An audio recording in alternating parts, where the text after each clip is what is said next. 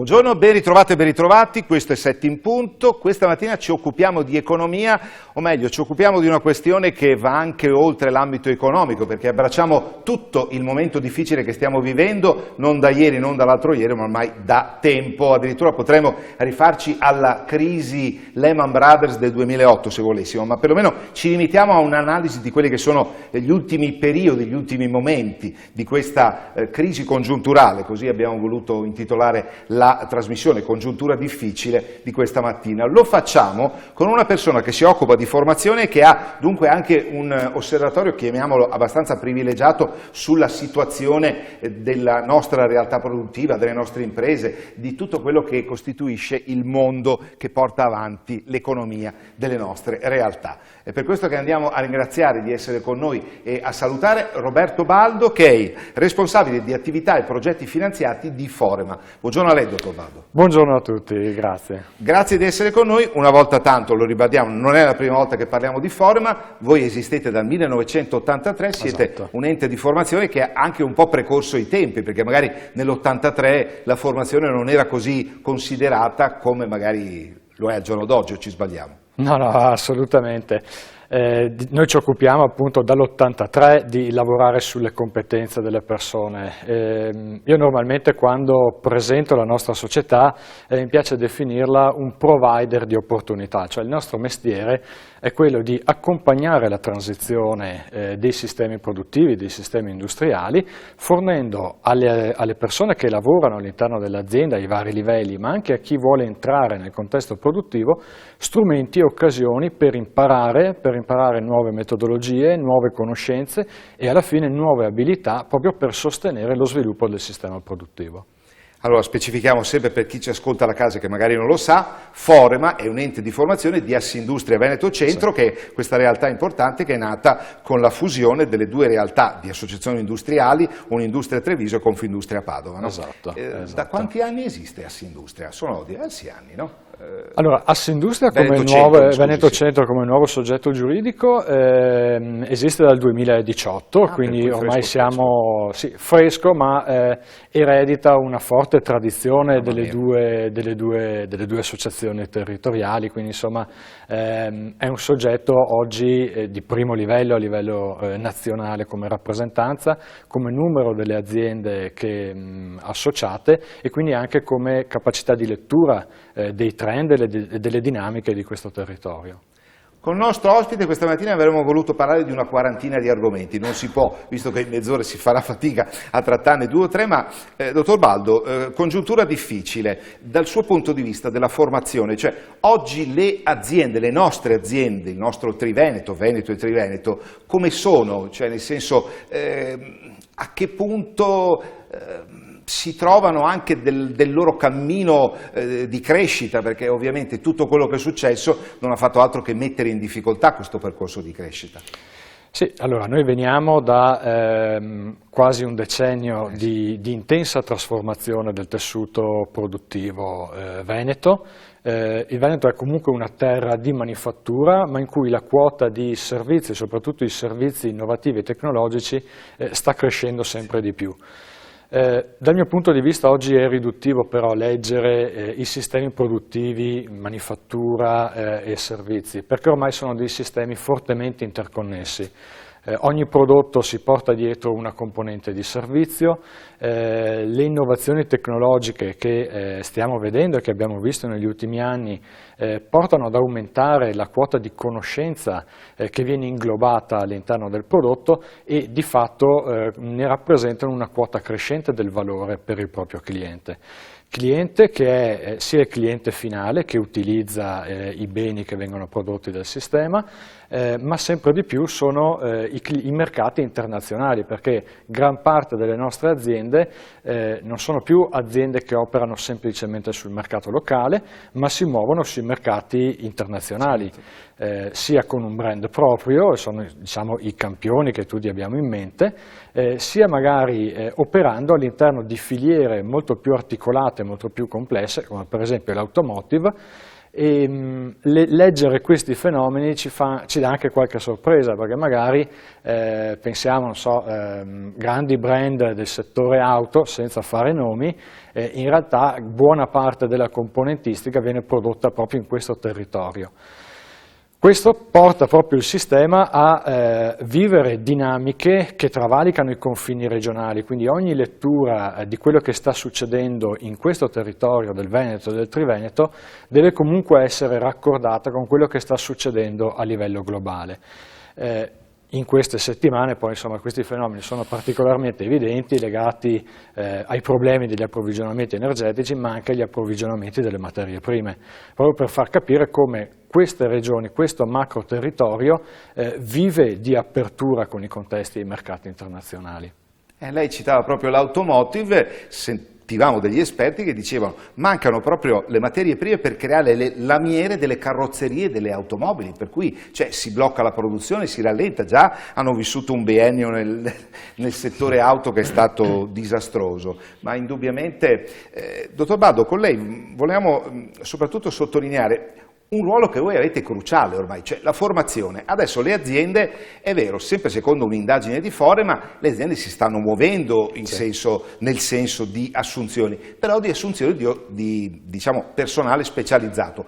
Quali sono queste specialità che vengono richieste o quali almeno si configurano? Allora, guardi, io farei una breve premessa, proprio perché ha citato gli inizi della nostra attività, cos'era la formazione negli anni 80 e anche negli anni 90, ma perché parlando con le persone, con il pubblico in generale, mi accorgo che spesso si è un po' rimasti ancorati a quella visione. Con la formazione, insomma, tutti noi abbiamo avuto l'esperienza della scuola, quindi è facile immaginare che la formazione replichi un po' le dinamiche che avvengono in un'aula scolastica. Mi sento di dire che non è assolutamente così, nel senso che sempre più il nostro tessuto imprenditoriale ha capito che il valore del capitale cognitivo, ossia di quello che le persone sanno e sanno fare, rappresenta il vero motore che permette l'innovazione, che permette la messa a terra del potenziale di innovazione che viene portato dalle tecnologie.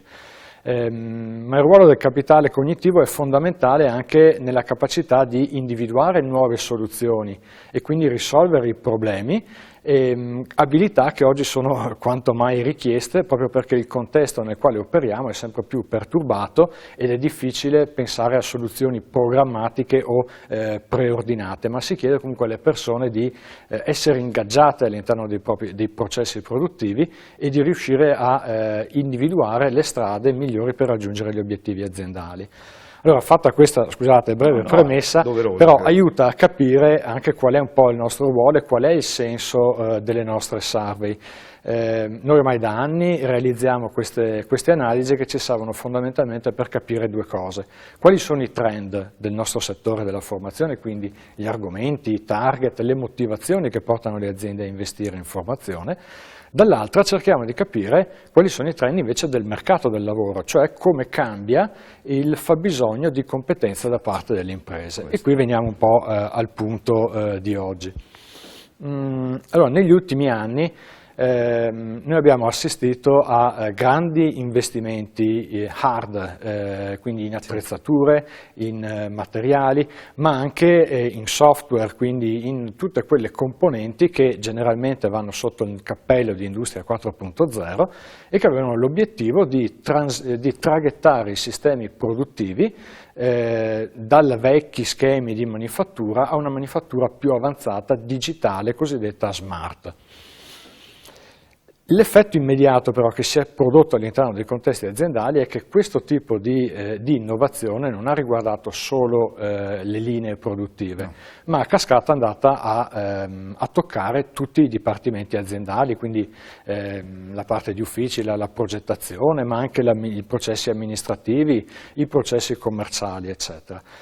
Questo ha avuto evidentemente un riflesso anche sulla richiesta di profili professionali dalle aziende.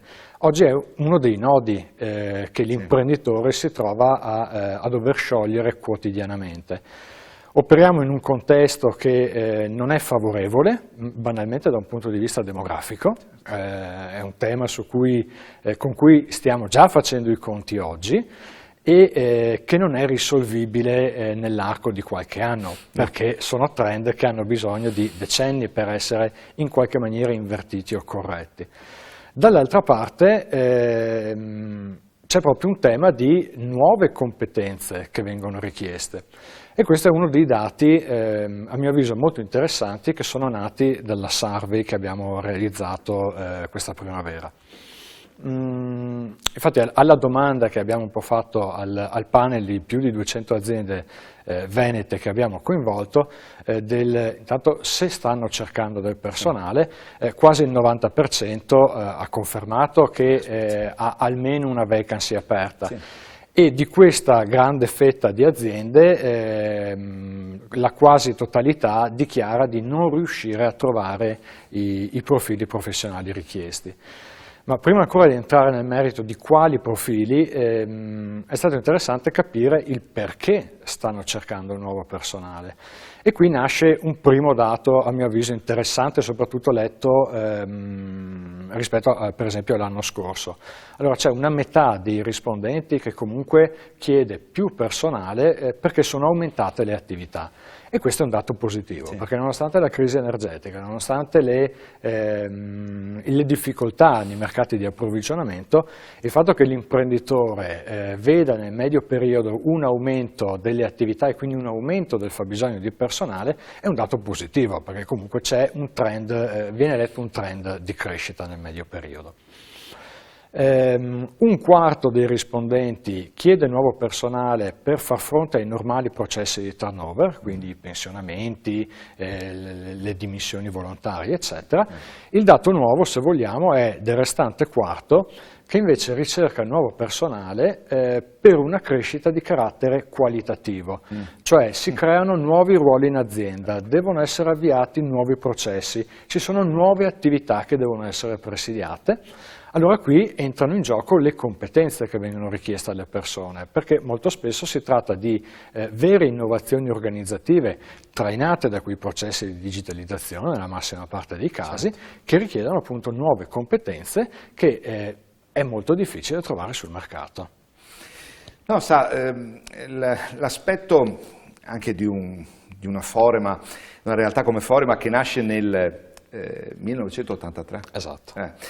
Cioè è anche emblematico sempre di un altro nodo che secondo noi rimane purtroppo ancora tale, di questa distanza che esiste sempre tra il mondo della scuola e il mondo del lavoro, cioè questa incapacità, arrivati alla fine della scuola, è come trovarsi sulla soglia di un baratro invece di avere un ponte che attraversa questo baratro per arrivare dall'altra parte. Insomma, da questo punto di vista è stato più che, diciamo, esemplare anche, diciamo, la realtà costituita da Forema.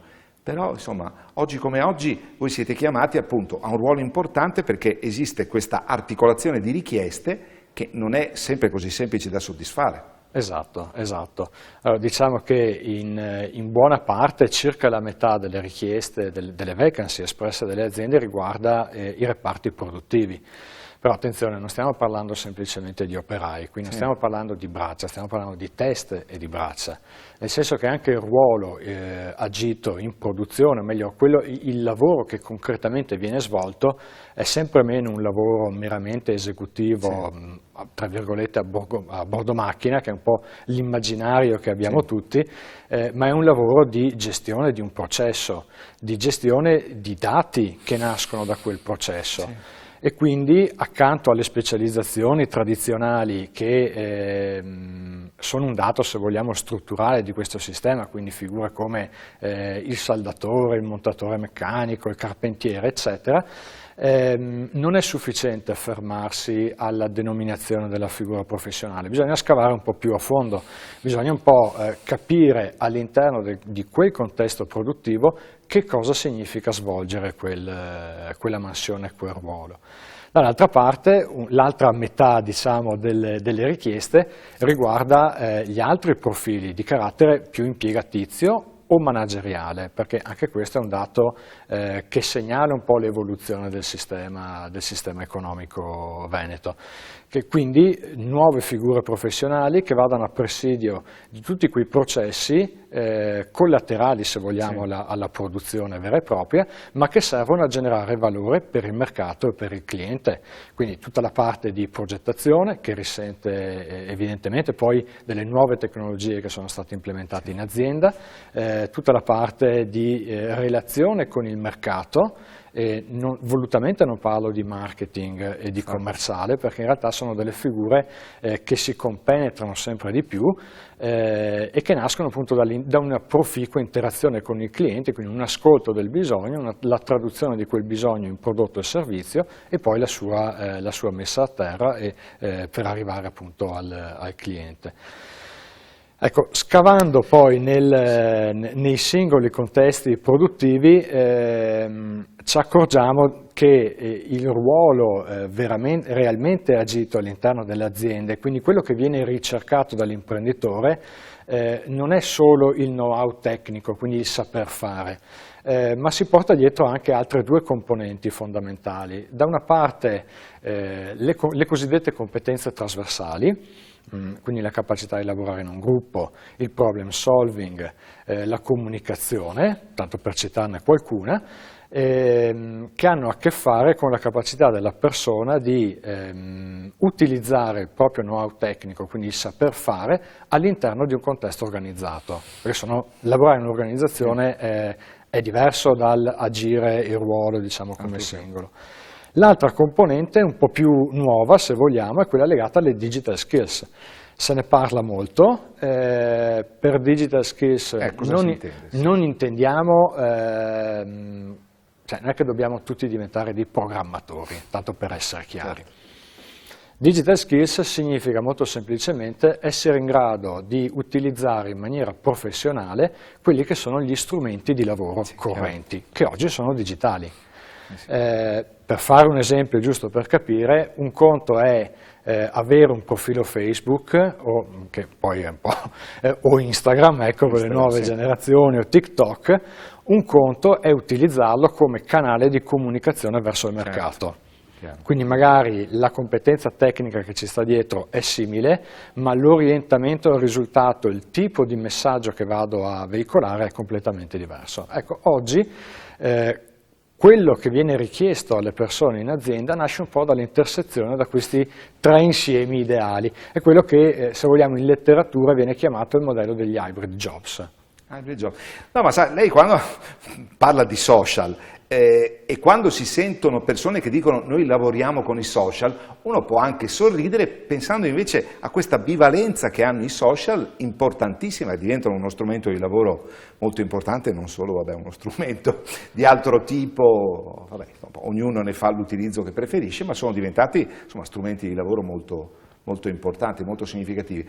Senta, una domanda che non avevamo mai voluto rivolgere e non ci saremmo mai posti il dubbio di doverle rivolgere. Qualche giorno fa è uscito lo studio di un ufficio studi molto importante nel nostro Veneto, ma con riscontri anche a livello nazionale, che parlava del pericolo di questo autunno in cui tante aziende rischiano di chiudere per tutto quello che sta succedendo, non ultima un'inflazione che ha raggiunto dei livelli veramente terribili.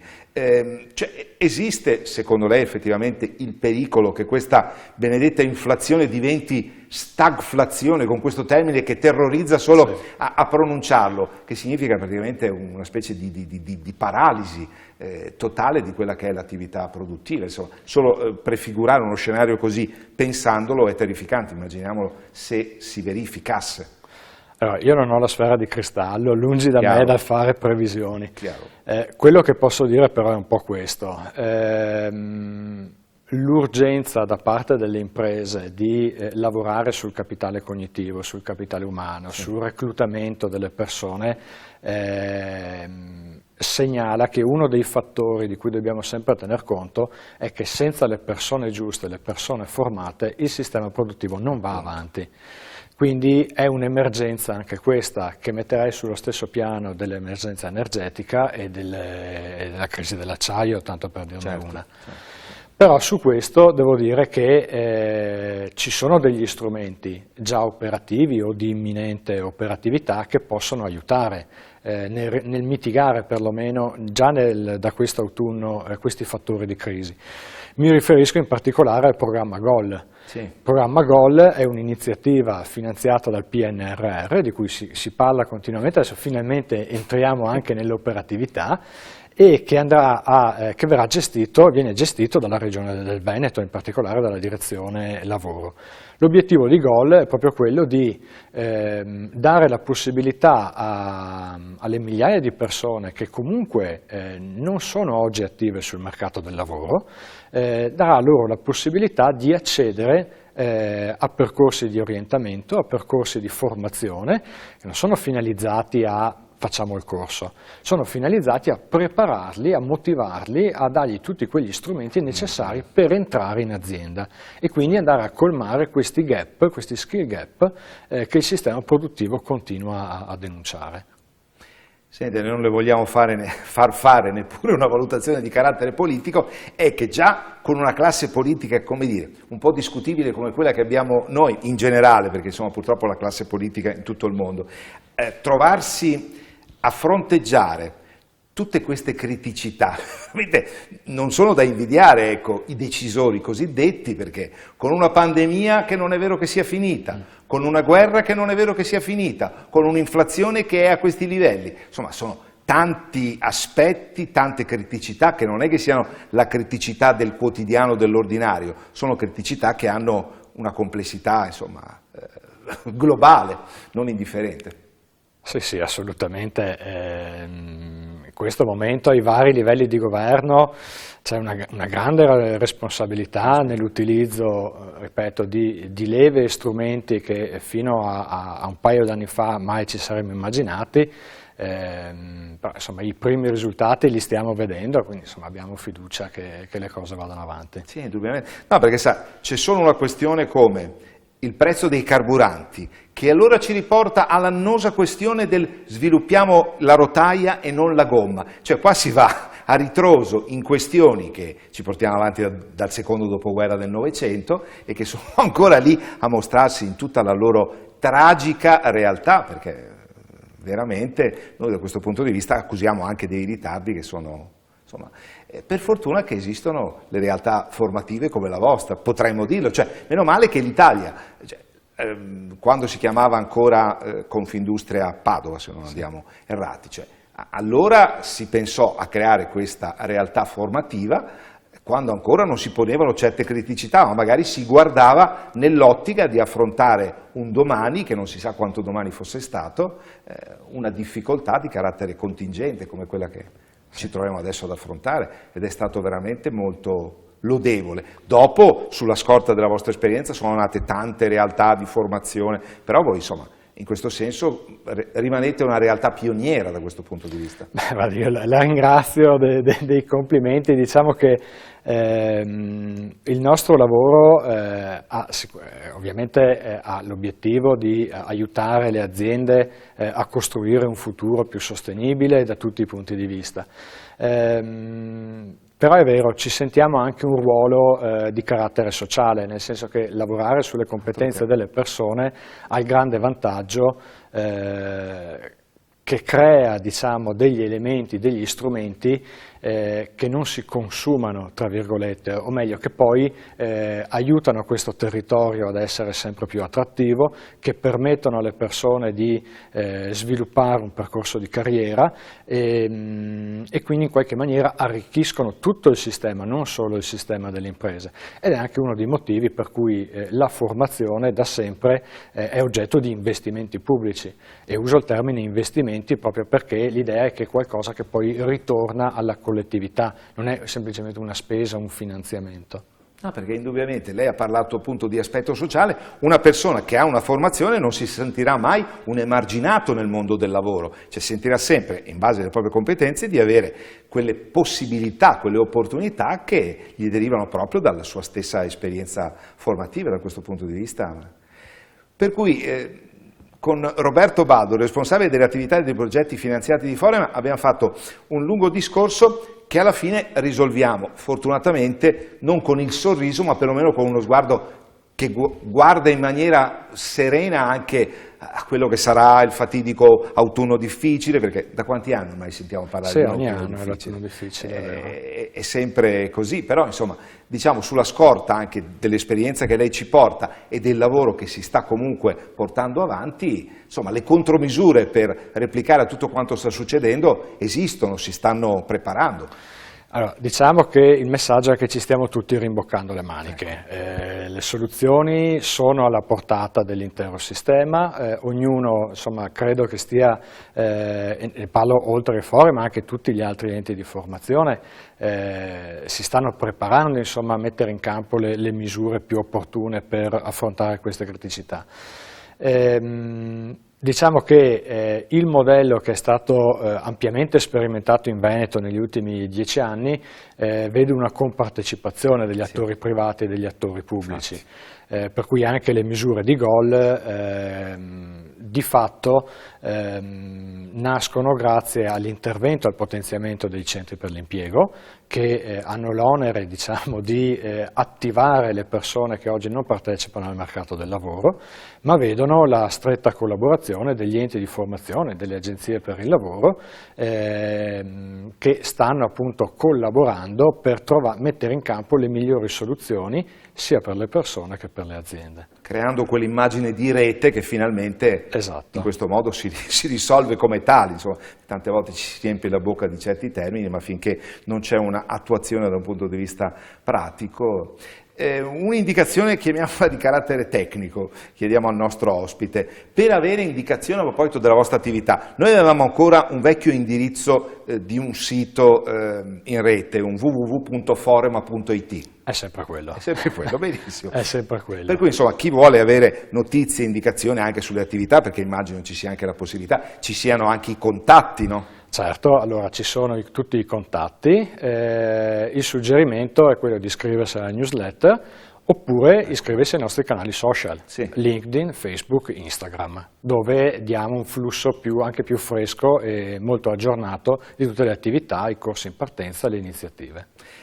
La cosa che mi premeva chiederle, cioè esistono, lei dirà per forza, dei termini anagrafici. Ovviamente se un trentenne chiede di fare un corso di formazione, di specializzazione, voi non è che gli chiudiate la porta in faccia. No, assolutamente.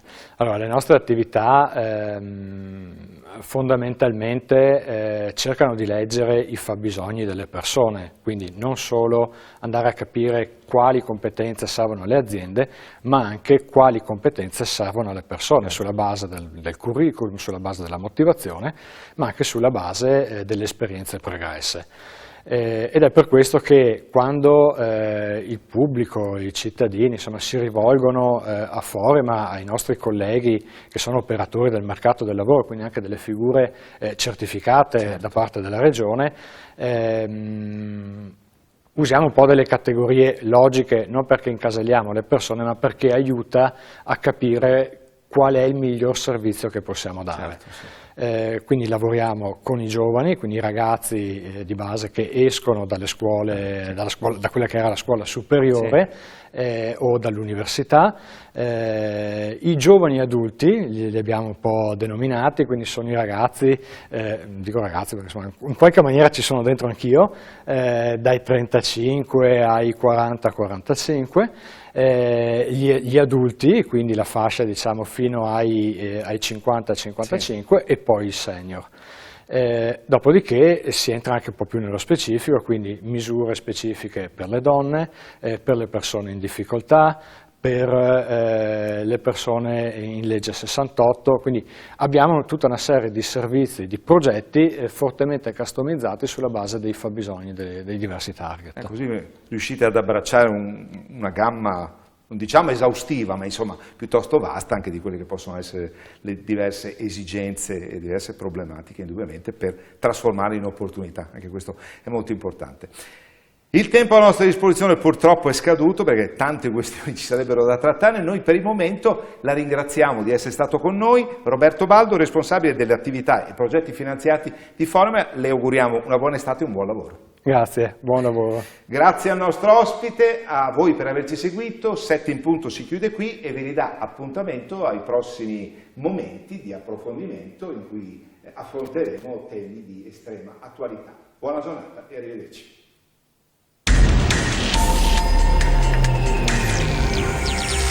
Wow.